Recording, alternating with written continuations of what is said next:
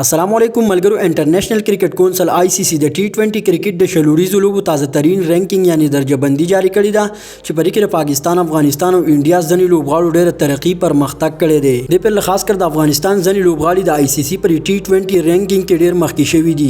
نو اول خبر کو د بیټسمنانو په حواله سره چې د ICC پر نویو تازه رینکینګ کې کوم بیټسمنانو پرمختګ کړی دی. پر اسکرین باندې تاسو ښکاري د ICC پر بیټینګ رینکینګ کې د انډیا سوریا کمار یادیو په لومړي نمبر باندې موجود دی. د سوریا کمار یادیو ریټینګ پوینټ 906 دی چې په اولنی نمبر باندې په ICC T20 بیټینګ رینکینګ کې موجود دی. د ICC پر T20 بیټینګ رینکینګ درجه بندۍ کې فخر خیبر پختونخوا محمد رضوان په دویم نمبر باندې موجود دی.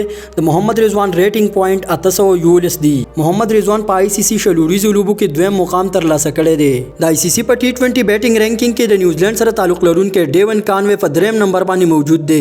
د انټرنیشنل کرکټ کونسل ICC پر تازه درجه بندۍ کې بابر اعظم په څلورم نمبر باندې موجود دی.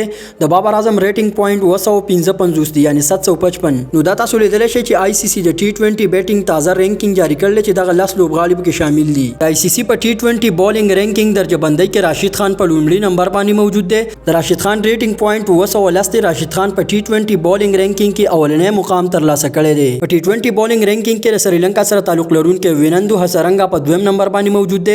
د حسرنګا ریټینګ پوینټ 695 دی. د ICC پر T20 بولینګ رینکینګ کې د افغانستان کرکټ ټیم فاسټ بولر فضل حق فاروقي په دریم نمبر باندې موجود دی.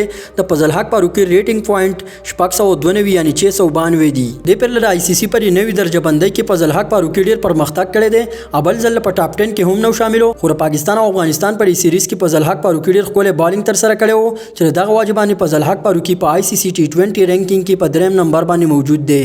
د ICC پر T20 بولینګ رینکینګ کې د افغانستان سپین بولر مجيب الرحمن هم په 8م نمبر باندې موجود دی. د ICC پر T20 آل راونډرانو رینکینګ کې د بنگلاديش سره تعلق لرونکي شکیب الحسن په لومړي نمبر باندې موجود دی.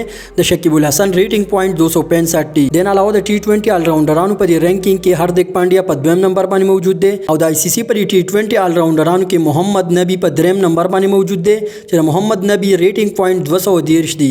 د ICC په T20 په آل راونډرانو کې شاداب خان په څلورم نمبر باندې موجود دی. د شاداب خان ریټینګ پوینټ 195 دی.